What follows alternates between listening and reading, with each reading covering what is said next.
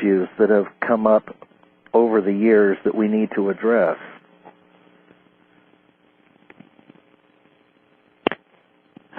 Well, I mean, there's so many. If you're talking about environmental issues or larger issues than that, you can start anywhere you want. Yeah, one of the key things I think is important is to be faced with very hard information.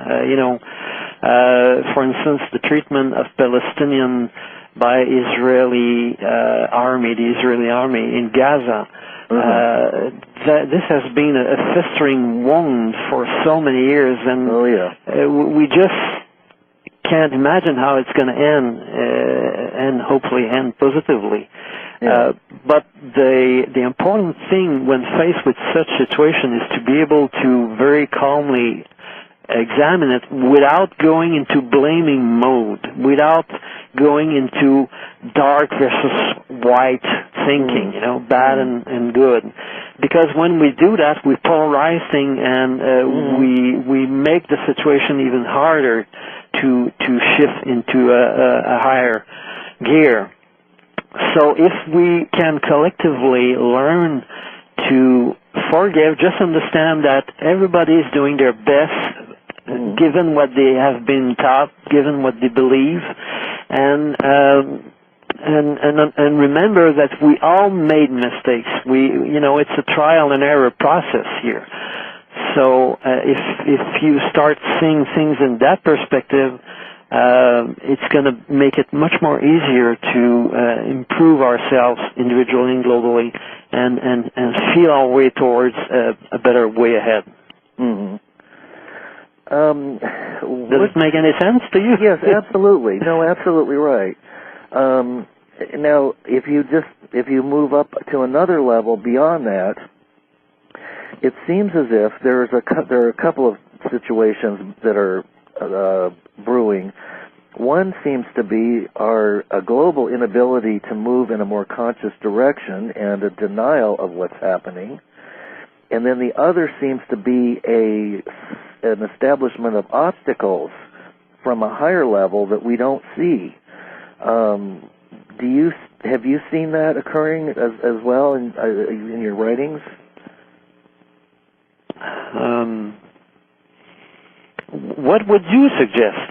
Because I'm not the only one with the answers here, and that's also part of what I've been trying to do over the years, is that I'm not the guy with all the answers. We are together the guy with all the answers.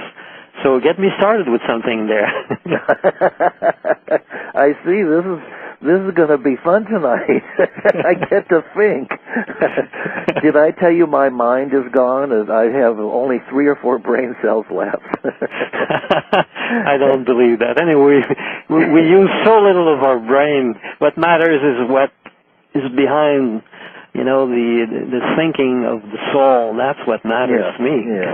Well, if everything is happening in divine order, as you suggest, then everything is happening as it's supposed to, including all of the unconscious behavior, the greed, the manipulation, the secret projects, the people who are pulling the strings behind the scenes, and then if you want to go beyond that, the battle between light and dark and other dimensions that are higher than ours that work themselves out in this level. Does that make sense? That makes sense quite a lot. So, and if you step back still further, why is this seeming battle between darkness and light going on? That's a universal thing. We can certainly figure that out from what microcosm, macrocosm. What's happening here is certainly happening everywhere. So why is that so? Do you have an idea about that? Well, from the very top perspective. No, from the very top perspective.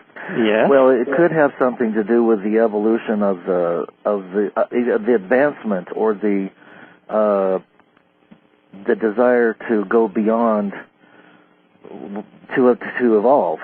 In other words, even the Creator is evolving on some level, and it seems that it might be, one idea might be the spiritualization of all matter, that matter is becoming more spiritualized, and in these vast cosmic cycles, which we don't see because our lifetime is too short, these cycles play themselves out, and we have periods of being very dense and mired in duality, and then we have periods of awakening, and maybe it's just a process of enjoying the surprise of discovering that we're grand creators. I don't know. I couldn't have expressed it better. Oh, well, maybe you should do my show next week. I'll be your guest. You're very good. I think the creator in us is playing with the experience of everything that's going on, and learning as it goes through everything, and therefore there's no bad and wrong from that perspective. It's all interesting, right? But, and I like very much to try to go there, especially deep into meditation, which is still the theme for the current meditation focus, reaching Godciousness, placing yourself in the shoes of God, or whatever you want to call it, and sensing yourself from that perspective. And it's like the eye looking at itself, the consciousness turning inward and trying to feel out what is observing within that is very, very deeply rooted into something that is primeval, which is beyond anything that has existed before, something so powerful that you have no idea how big it is, and still it's always there. There's always a little light at the bottom of that well of consciousness that is observing the universe, and the more you can go there, the better you can grasp what's going on, either in your life or around yourself and on this planet and everywhere else. And when you touch that, you bring that in the forefront, and that presence in you then can grow, and is so happy to have an outlet that is willing to let that thing go through, because that's why we've been designed to be outlet for that force field of awareness, of knowledge, of sentience, of wisdom, of love that permeates everything that exists. So, well, I like the way you said it better. But I had no idea what I was saying. Well, it was wonderful. I'll have to listen to this recording when it comes up again. But then, is it? I guess the question is, why does it seem that the scales of justice and inequity have tipped so deeply into the hands of a very few people who control most things? Is this just part of the illusion that we're playing? It seems that there's way too much suffering and devastation going on around the world. Maybe that's just part of the setup for our grand awakening. I don't know. Well, I think it's all a matter of perspective. If you look at an ant colony and observe how things are going, and you see, for instance, a bear that comes nearby and start digging in the ants colony and eat the ants. For us, we're not very moved by that. We just observe. So you could also see the terrible suffering that people are experiencing on this planet. And I know it sounds terrible to say that, but on a certain level, it doesn't matter that much, because when you understand that everything that is, that exists, that lives, is immortal. The real thing in us that drives our body is an immortal essence, and from that perspective, all that happens to the vehicle is very transient. It's just a blip into an immense vista of experiences that we've been through for eons. So, yeah, definitely, eons and eons and eons. The more that I look at our history, it seems the more evidence there is of, or suggestion of evidence that our true roots come from some kind of extraterrestrial source. What is your feeling about that? And maybe that doesn't matter, but I think we're all extraterrestrial. Yeah, good. Well, in the sense that even those who live on this planet are extraterrestrial. Right. Who is really terrestrial here? Yeah. Because the one who should really root for the terrestrial thing, they are not doing that much work.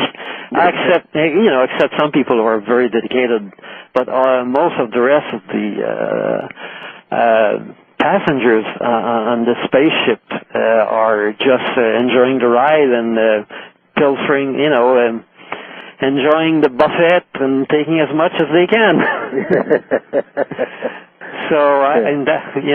But indeed, I think that when you look, for instance, at the past, that all the species that remains today are equivalent to about 2 or 3% of the total number of species that have been in existence on this planet since life first started over 400 million years ago.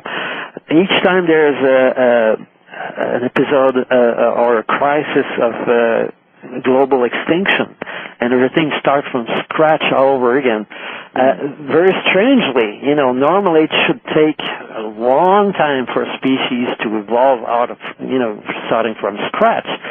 But yet, you see in the geological records that very quickly a whole abundance of life forms spring up again. So where does this life comes from? I think the Earth is like a garden for some very ancient species that go around the universe and sow life, so all kinds of species that are intricately connected and interdependent. It's just so amazing to me to see how complex the web of life is. And so probably the human species, if you just look at the number of specific races, not just the basic races that we have of humans on Earth, but you compare people from all different parts of the world and you look at their facial features, there's so much diversity, it's amazing. So is it all coming from just Darwinian evolution? I doubt it. No, I doubt it too. Yeah, I doubt it too. Next question. Oh, well, you have successfully started an intentional community, so that kind of ties into everything that you're doing. I read that you built your own house on a very large parcel of land, and then other people joined you. Now, would you like to share a little bit about that and how it works? Because that seems like it's a wonderful model for sustainable living. Yes, indeed. It's not given to that many people to experience that. The intentional community movements around the world, when you think of it, you can think of Findorn, the farm in Tennessee, and a number of such more well-known experiences. We are the oldest, here in Quebec, the oldest such community founded in 1975, and it's been a wonderful experience to grow here and to first grow my own food. I'm starting my 30th garden this year. Since I'm here. So every year I dedicate much time to grow my vegetables for the whole year. And